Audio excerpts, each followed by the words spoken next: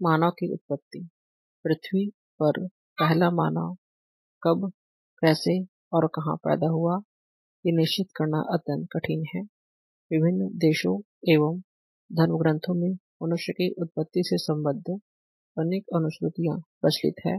Old testament के अनुसार नोआ ने भीषण जल प्लावन से रक्षा कर संसार की सृष्टि की। भारतीय धर्मग्रंथों के अनुसार ब्रह्मा ने ईश्वर की संसार की सृष्टि की और हम मनु की संतान हैं, परंतु ये मत सारे धर्म से प्रभावित हैं। 18वीं शताब्दी के उत्तरार्ध से जब वैज्ञानिक विचारधारा प्रबल हुई, तब से मानव की दैवी उत्पत्ति का सिद्धांत खंडित होने लगा। डार्विन एवं अन्य विद्वानों ने सृष्टि एवं मानव से संबद्ध जीव विकास के सिद्धांत का प्रतिपादन किया। आधुनिक काल में स्वीकार किया गया कि जीवों के क्रमिक विकास की प्रक्रिया द्वारा ही मानव का जन्म हुआ। लगभग 300 करोड़ वर्ष से 7 करोड़ वर्ष पूर्व तक की अवधि के दौरान पृथ्वी पर महान जलवायु परिवर्तन हुए, जिन्होंने जीवों के विकास को प्रभावित किया। प्रागैतिहासिक पंचांग के अनुसार भूवैज्ञानिक दृष्टिकोण से पृथ्वी करीब 48 अरब वर्ष पुरानी मानी जाती है। इस पर जीवन का आरंभ करीब 35 अरब वर्ष पहले हुआ। पृथ्वी की भूवैज्ञानिक समय सारणी को महाकल्पों में विभाजित किया गया है। प्रत्येक महाकल्प कल्प पीरियड्स में और कल्प युगों इपोक्स में विभक्त है। भूवैज्ञानिकों ने 5 महाकल्पों की पहचान की है। वे आर्कियोजोइक प्राचीन, प्रोटोजोइक प्रारंभिक, पैलियोजोइक प्राचीन जीव युग, मेसोजोइक मध्य और सेनोजोइक नव जीव अथवा नूतन जीव।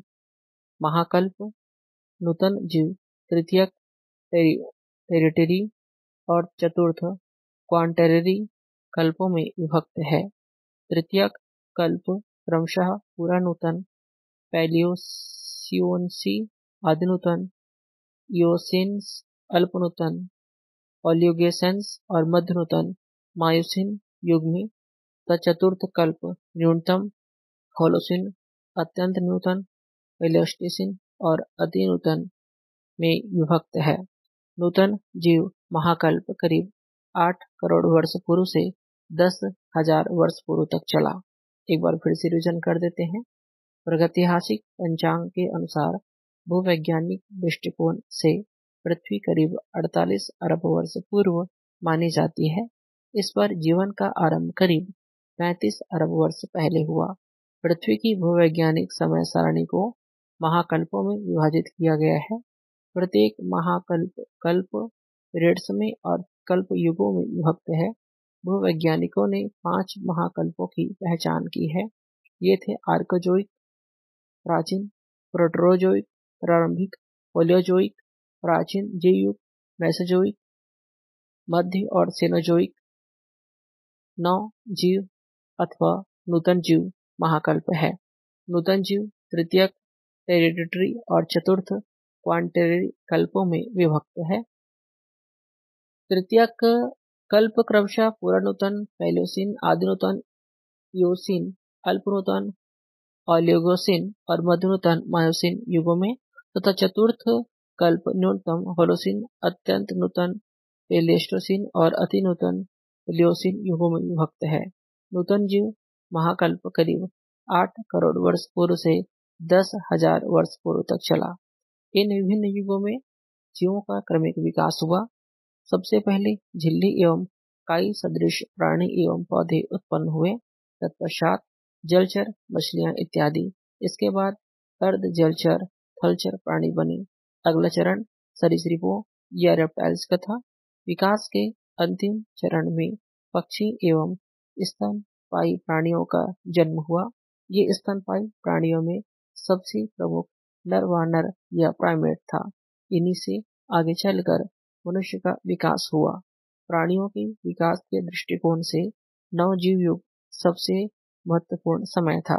इस युग के अभिनूतन काल में, जो आज से लगभग 10 लाख वर्ष पूर्व समाप्त हुआ, मानव संप्राणी या होमिनिड का जन्म हुआ। इनसे प्रगति करते करते अब से करीब 50,000 वर्ष पूर्व ही ज्ञानी मानव या होमोसेपियंस की उत्पत्ति हुई। वर्तमान मानव इसी ज्ञानी मानव जाति का है। मानव विकास के चरणों में क्रमशः नरवानर प्राइमेट, रामपिथेकस, ऑस्ट्रेलोपिथेकस, अफ्रीकेनस, होमो इरेक्टस, निंडरथाल और होमो सेपियन मानव समूह का उल्लेख मिलता है। भारत में मानव सम प्राणी की शाखा करीब 1 करोड़ 20 लाख वर्ष से 90 लाख वर्ष तक पुरानी मानी जाती है, परंतु 10,000 वर्ष पूर्व तक इस शाखा के जीवन यापन का कोई प्रमाण नहीं मिलता। नृविज्ञानियों के अनुसार भारत में मानव की 4 प्रजातियां विद्यमान हैं। निग्रेटो, आद्य ऑस्ट्रेलियाई, काकेशसी और मंगोलाब। उत्तर प्रदेश के सराय, नहरराय, इलाहाबाद के निकट बगाई खोर और लेखनिया मिर्जापुर नामक स्थानों से प्राप्त नरकंकालों को मध्य पाषाणयुगीन भारत के पूरा पाषाणकालीन मानव का निकटतम माना जाता है। बागोर, भीलवाड़ा राजस्थान से प्राप्त स्वरूप भी इससे मिलता जुलता है। भूमध्य सागरीय प्रजाति के भी प्रमाण भारत में मिलते हैं। मानव सभ्यता के विभिन्न चरण, different stages of human civilisations. मानव और उसके पूर्वजों में मुख्य अंतर यह था कि उनके पूर्वज पूर्णतः प्रकृति पर आश्रित थे।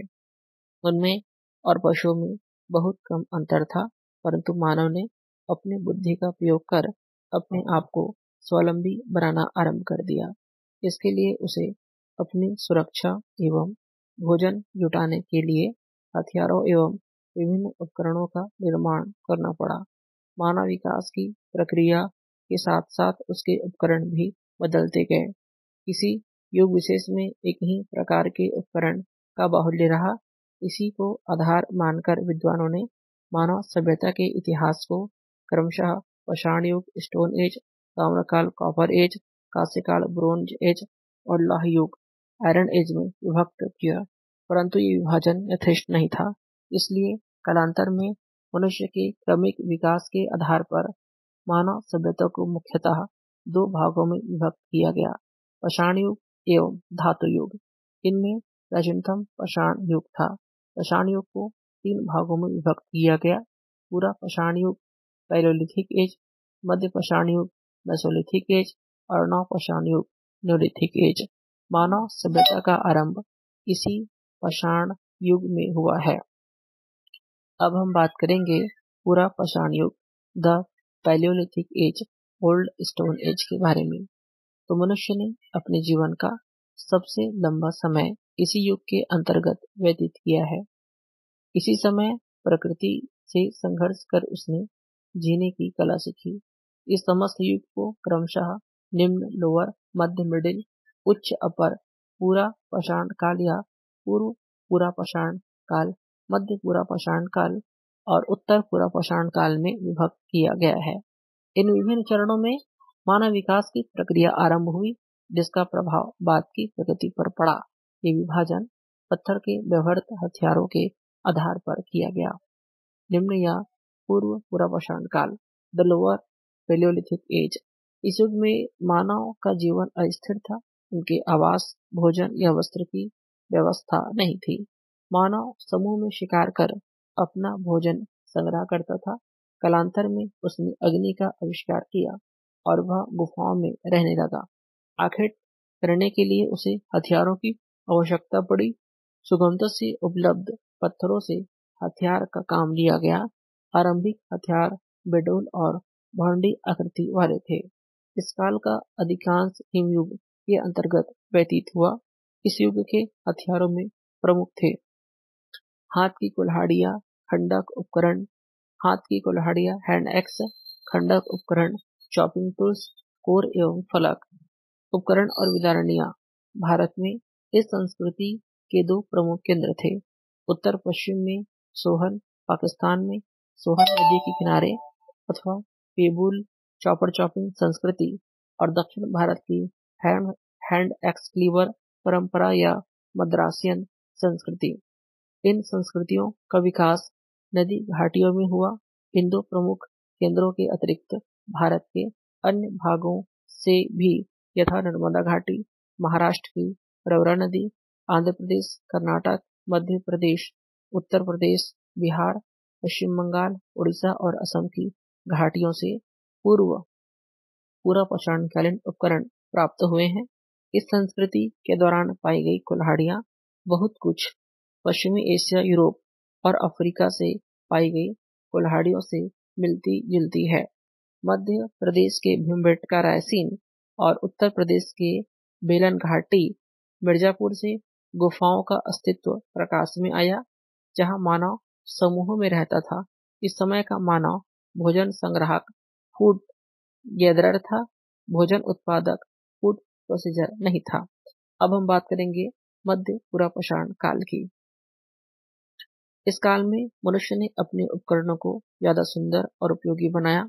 जब क्वार्टरजाइट की जगह जैस्पर, चर्ट इत्यादि चमकीले पत्थरों की सहायता से फलक हथियार बनाए जा रहे थे, इसलिए प्रसिद्ध भारतीय पुरातत्व डॉक्टर एच.डी. संगालिया ने मध्य पुरापाषाण काल को फलक संस्कृति, फ्लैग कल्चर का नाम दिया है।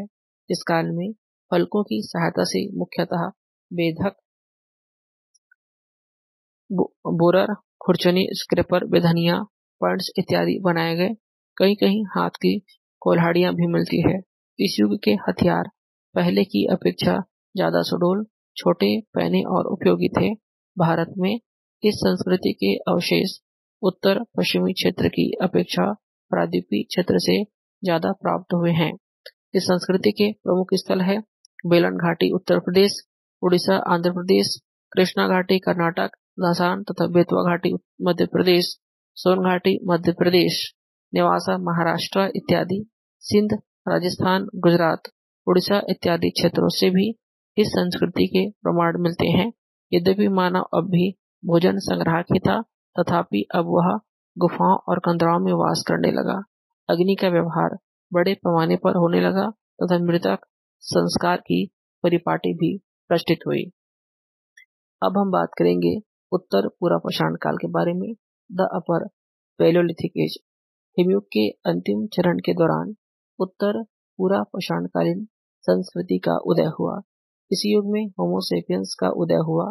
इस काल में मानव विकास की प्रक्रिया और भी अधिक तीव्र हुई। पाषाण उपकरण बनाने में ज्यादा दक्षता हासिल हुई। इस समय पत्थर के ब्लेडों से उपकरण बनाए जाने लगे। ब्लेडों, पत्थर के पतले फलकों से हथियार बनाने की कला मध्य पुरापाषाण काल में भी प्रचलित थी, किंतु इस समय इनका प्रयोग बढ़ गया। ब्लेडों से चाकू, ब्यूरिन, छिद्रक, स्क्रैपर, शर आदि बनने लगे। पत्थरों के अतिरिक्त इस युग में हड्डी एवं हाथीदांत के उपकरण भी तैयार होने लगे। अस्थि के बने हुए अलंकृत छड़, भाले की नोक, सुइयां इत्यादि अनेक प्राचीन स्थलों से मिले हैं। भारत में इस संस्कृति से संबद्ध अनेक स्थल प्रकाश में आए हैं। इनमें प्रमुख है बेलन घाटी उत्तर प्रदेश, रेनीगुंटा, इर्रा गोंडपलेम, मुच्छलता, चिंतामनुगावी, बेटमचेरला आंध्र प्रदेश, शोरापुर दवाब बीजापुर कर्नाटक, पटनी इनामगांव महाराष्ट्र, सोनघाटी मध्य प्रदेश, विषादी गुजरात, सिंहभूमि बिहार इत्यादि। इस युग में मानव जीवन में कुछ विशेष परिवर्तन दृष्टिगोचर होते हैं। यद्यपि अब भी मनुष्य की जीविका का मुख्य साधन शिकार ही था, तथापि सामुदायिक जीवन का विकास इस समय ज्यादा सुदृढ़ हुआ। अनेक व्यक्ति झुंडों या कुलों में रहते थे, जिन्होंने आगे चलकर परिवार को जन्म दिया। यद्यपि सामाजिक असमानता या व्यक्तिगत संपत्ति की भावना का उदय अभी नहीं हुआ था, तथापि मोटे तौर पर पुरुषों और महिलाओं में श्रम विभाजन आरंभ हो चुका था। पुरुष भोजन संग्राहक का कार्य करता था और महिलाएं घर की देखभाल करती थी। निवास के लिए गुफाओं के अतिरिक्त संभवतः झोपड़ियां भी बनाई जाती थी। हड्डी से बनी हुई सुइयों की सहायता से जानवरों के चमड़े को वस्त्र के रूप में सिलकर पहना जाता था।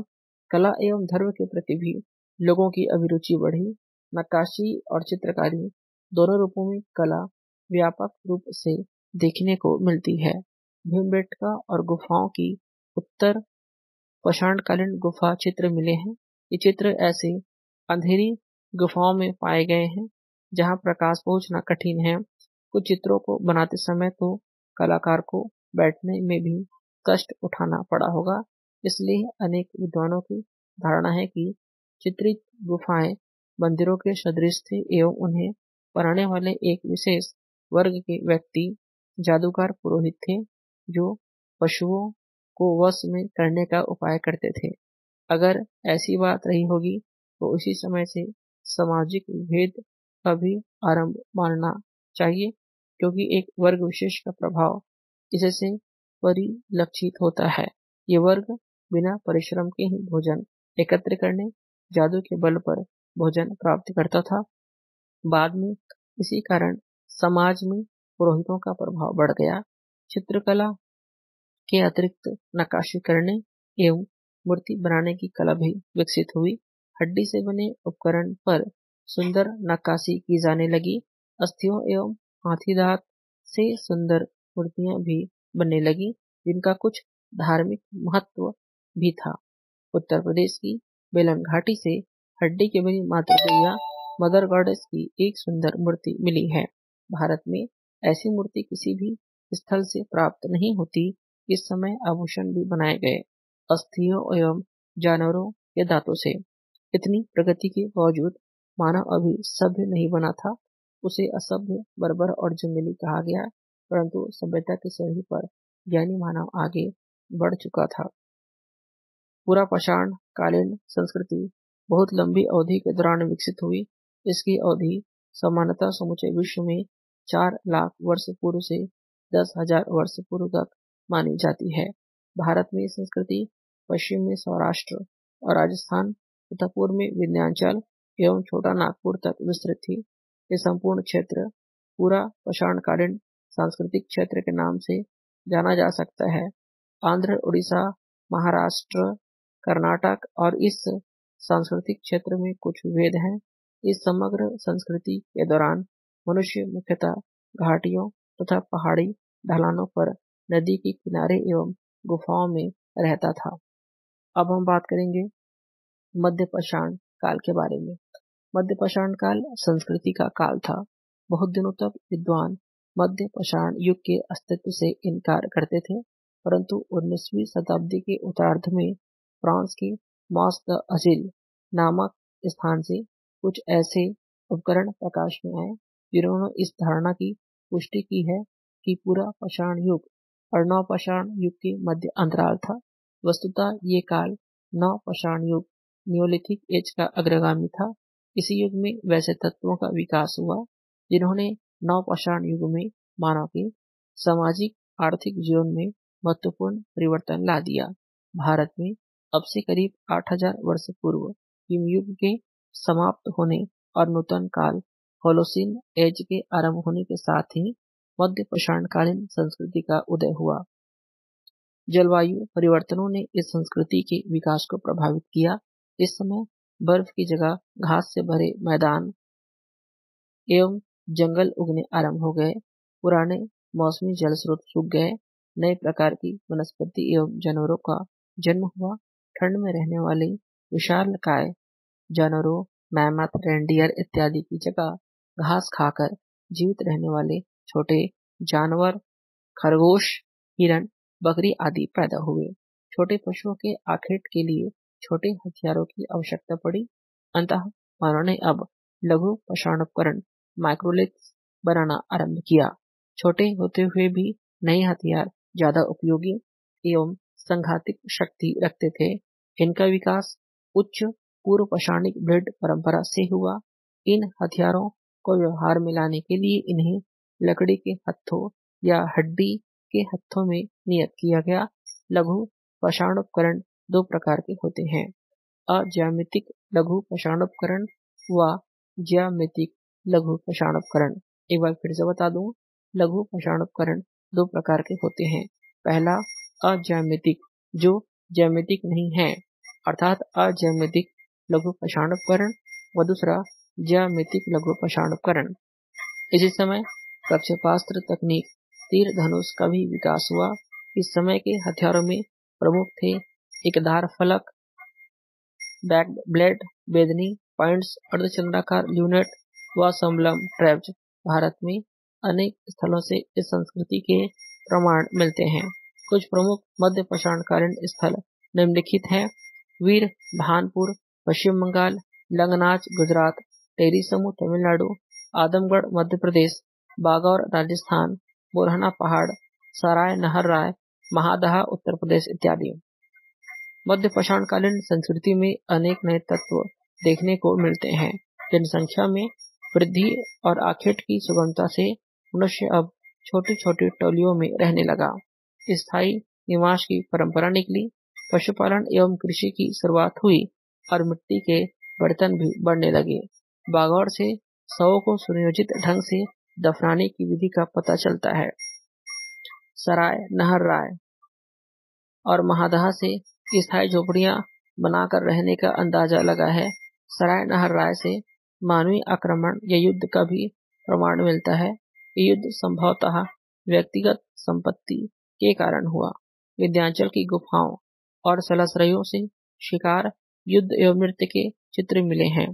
भोजन पकाने के लिए चूल्हा एवं मिट्टी के बर्तन बनाए जाने लगे। लंगनाज से हाथी द्वारा बनाए गए मिट्टी के बर्तन मिले हैं। इस प्रकार इसी युग में पशुपालन एवं आरंभिक कृषि का विकास हुआ तथा स्थायी आवास बनाए जाने लगे। मध्य पाषाण युग भारत में करीब 4000 वर्षों तक बना रहा। अब हम बात करेंगे नवपाषाण युग के बारे में। प्रागैतिहासिक काल में मानव विकास की सबसे प्रमुख सीढ़ी नवपाषाणकालीन संस्कृति थी।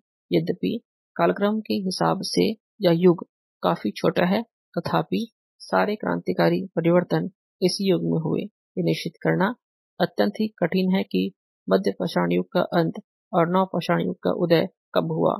विश्व स्तर पर नवपाषाण युगीन संस्कृतियों का आरंभ 7000 वर्ष पूर्व से माना जाता है।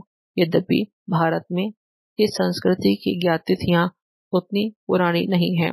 वस्तुतः मनुष्य ने जिस समय से सुचारू रूप से कृषि कर्म आरंभ कर दिया, अर्थात भोजन संग्राहक से भोजन उत्पादक बन गया, उसी समय से नवपाषाण युग का आरंभ मानना चाहिए। गॉर्डन चाइल्ड का विचार था कि नवपाषाण युगीन संस्कृति का उद्भव पश्चिमी एशिया के धर्माकार क्षेत्र में हुआ और वहीं से ये संस्कृति विश्व के अन्य भागों में फैली। परंतु आधुनिक अन्वेषणों से अब यह प्रमाणित हो गया है कि विश्व के विभिन्न हिस्सों में अनेक इलाके सर्वथा स्वतंत्र रूप से अपने अपने यहाँ की प्रमुख फसलों के सहारे खाद्य उत्पादन की अवस्था में पहुंच गए थे। भारत में अनेक नवपाषाणिक बस्तियों के प्रमाण मिले हैं। सबसे पहला और स्पष्ट प्रमाण मेहरगढ़, सिंध और बलूचिस्तान, पाकिस्तान से मिलती है। संभवतः इस जगह 7000 वर्ष ईसा पूर्व में ही कृषि उत्पादन आरंभ हो चुका था। यहाँ से 5000 वर्ष ईसा पूर्व में ही गेहूं और जौ की विभिन्न प्रजातियों के उगाए जाने का प्रमाण मिलता है। इसी प्रकार बुरजहुम कश्मीर, किलीगुल मोहम्मद क्वेटा घाटी पाकिस्तान, रानी गुंडई बलूचिस्तान पाकिस्तान, सराय खोला रावलपिंडी जो पाकिस्तान में है, चिरांद वर्तमान बिहार में है, मास्की और ब्रह्मगिरी, हलूर, कोडिकल, संगनकल्लू वर्तमान कर्नाटक में है, पिकलिहल, पुटनूर आंध्र प्रदेश में है, वयमपल्ली वर्तमान तमिलनाडु से नवपाषाणिक बस्तियों के अवशेष मिले हैं। कालीबंगा राजस्थान, कोल्डीहवा उत्तर प्रदेश में कृषि के प्रमाण एवं असम और मेघालय से नवपाषाणिक उपकरण मिले हैं। इन सभी स्थलों में विकसित बलूचिस्तान और सिंध की नवपाषाणिक संस्कृतियां थी, जिन्होंने ग्रामीण सभ्यता की स्थापना की तथा आगे चलकर हड़प्पा संस्कृति के शहरी स्वरूप को प्रभावित किया। दक्षिण भारत की नवपाषाणिक बस्तियां 2500 ईसा पूर्व से अधिक पुरानी नहीं मानी जाती है। नवपाषाण युग में महत्वपूर्ण आर्थिक परिवर्तन हुए, जिन्होंने सामाजिक जीवन को भी प्रभावित किया। इस युग की सबसे महत्वपूर्ण घटना थी मानव का भोजन उत्पादक के रूप में परिवर्तन का होना। अब स्थायी बस्तियों की स्थापना होने लगी। इसके कारण कृषि एवं पशुपालन का विकास हुआ। मिट्टी के बर्तन और अन्य उपयोगी सामान तैयार किए जाने लगे। परिणाम स्वरूप शिल्प एवं व्यवसाय की अधिक प्रगति हुई। नवीन व्यवसाय एवं शिल्पों के उदय ने मानव को अपने उपकरणों को और अधिक परिष्कृत और अच्छा बनाने के लिए प्रेरित किया। यद्यपि इस समय तक धातु के हथियार नहीं बनाए जाते थे, लेकिन पत्थर के हथियार पहले की अपेक्षा अधिक उपयोगी और सुडौल बनाए जाने लगे। वे ज्यादा धारदार थे। इन पर पॉलिश कर उन्हें और चमकदार बनाया गया। इनमें हत्था हैंडल लगाने की भी व्यवस्था थी। इस समय के पत्थर के हथियारों में सबसे महत्वपूर्ण हथियार कुल्हाड़ी है, जिनका प्रयोग कृषि एवं बढ़ईगिरी दोनों में किया जाता था। पत्थर के ही हंसिया नुमा औजार फसल काटने के लिए तथा अनाज पीसने व कूटने के लिए उखली एवं मुसल बनाए गए। हड्डी एवं सिंग से छेनी, छुरी, रुखानी, बर्मा, सुई, दांतों वाले कंघे, मछली का जाल बुनने का सुआ, कांटेदार बर्छी इत्यादि बनाए गए। इन उपकरणों को देखने से ही अंदाजा लग जाता है कि नवपौराणिक संस्कृति में अनेक शिल्पों का उदय हो रहा था। मिट्टी के बर्तन बनाने, उसे पकाने, रंगने, मिट्टी की मूर्तियां, खिलौने, इक्का आभूषण बनाने का विज्ञान लोगों ने प्राप्त किया। हड्डी और पत्थर से भी आभूषण बनाए जाने लगे। नवपाषाण युग में हुए आर्थिक परिवर्तनों ने सामाजिक एवं सांस्कृतिक जीवन को भी प्रभावित किया। जनसंख्या में वृद्धि और बड़ी संख्या में बस्तियों का निर्माण नवपाषाण युग की सबसे बड़ी विशेषता थी। श्रम विभाजन, पुरुष स्त्री में विभेद इसी समय से प्रकट होने लगे हैं। विभिन्न व्यवसायों में दक्षता प्राप्त किए हुए व्यवसायियों का अलग वर्ग तैयार होने लगा, जैसे कुम्हार, बढ़ई, कृषक इत्यादि। व्यक्तिगत संपत्ति की भावना का विकास हुआ, जिसने सामाजिक एवं आर्थिक असमानता को जन्म दिया। उत्पादन के कार्यों में पुरुष वर्ग ही महत्वपूर्ण भूमिका निभाने लगे। फलतः धीरे धीरे मात्र सत्तात्मक समाज का स्वरूप पितृसत्तात्मक बनने लगा। पुरातात्विक प्रमाणों से तो इस समय के सामाजिक एवं राजनीतिक जीवन के विषय में कोई विशेष जानकारी नहीं मिलती है, परंतु समाजशास्त्रियों ने प्राचीन एवं आधुनिक जनजातियों के विषय में जो अन्वेषण किए हैं, उनसे पता चलता है कि नवपाषाणिक जातियां कुल चिन्हों के आधार पर कबीलों में संगठित था। कबीला का मुखिया राजा के समान ही कार्य करता था, यद्यपि उसका पद मनोनीत था या निर्वाचित होता था। नवपाषाणिक मानव प्राकृतिक शक्तियों की पूजा करता था। मातृ देवी की पूजा भी होती थी। मंदिरों एवं पुरोहितों का अभ्युदय नहीं हुआ था, किंतु जादूगरों का समाज एवं धर्म पर पूरा पूरा प्रभाव था। पुनर्जन्म में लोगों का विश्वास बढ़ता जा रहा था। मृतकों को कब्रों में दफनाकर उनके साथ उनकी आवश्यकता की वस्तुओं को रख दिया जाता था। ऐसा करने के वास्तव में मूलतः दो कारण होते थे। इसमें पहली धारणा थी कि मृतक फसलों के विकास में सहायक होते थे, अतः उन्हें प्रसन्न रखना आवश्यक है। दूसरी महत्वपूर्ण बात यह थी कि मृत्यु के बाद जीवन में भी उन्हें उन वस्तुओं की आवश्यकता पड़ सकती है। यूरोप और दक्षिण भारत के कुछ कब्रगाहों में मृतकों के प्रति सम्मान प्रकट करने हेतु बड़े बड़े पत्थर लगा दिए जाते थे, जो महापाषाण मेगालिथ के नाम से भी जाने जाते हैं। इस तरह नवपाषाण युग में ही सभ्यता के मूल तत्व प्राप्त होते हैं, जिनका विकास धातु युग में हुआ है। कृषि, पशुपालन, शिल्प व्यवसाय इसी काल में विकसित हुए। आर्थिक परिवर्तनों ने सामाजिक परिवर्तन भी ला दिए।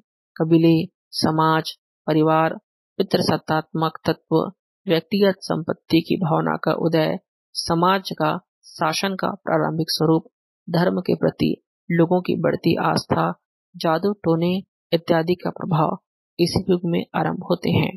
इन परिवर्तनों का मानव सभ्यता के विकास में बहुत बड़ा योगदान था।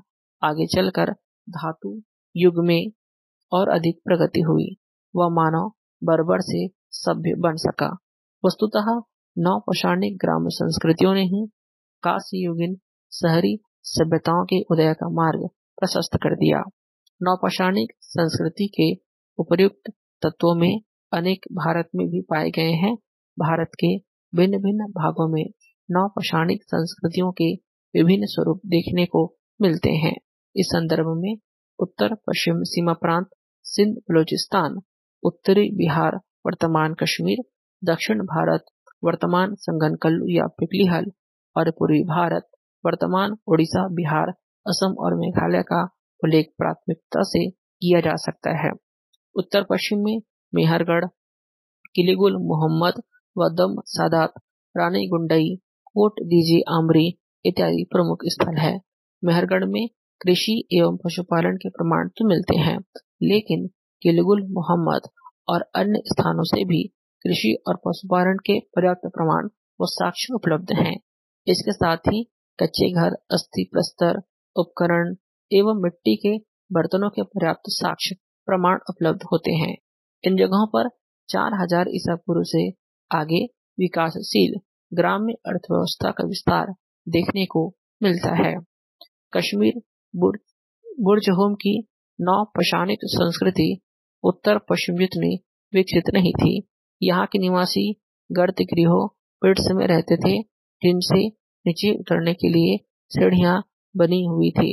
दीवारों में आले बने हुए थे। प्रवेश द्वार के पास चूल्हे थे। स्तंभ गर्तों, पोस्ट होल्ड्स को देखने से ये अनुमान लगाया जा सकता है कि गर्त गृहों के ऊपर से छाजनी की जाती थी। यहाँ से हस्त निर्मित मिट्टी के बर्तन व हड्डी के उपकरण, कांटा, आरी, बर्छी, सुआ इत्यादि मिले हैं।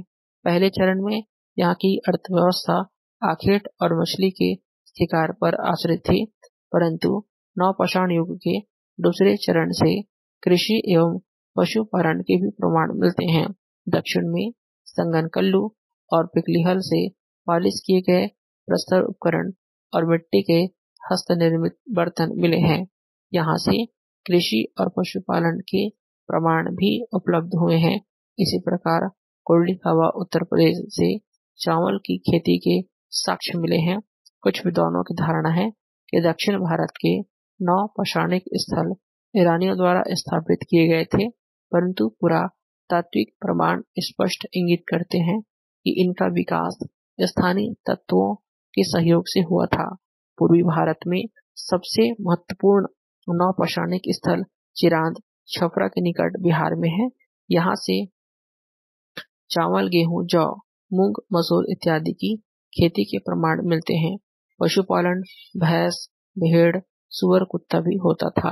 अनेक व्यक्ति आखेट एवं मछली पकड़ने का व्यवसाय करते थे।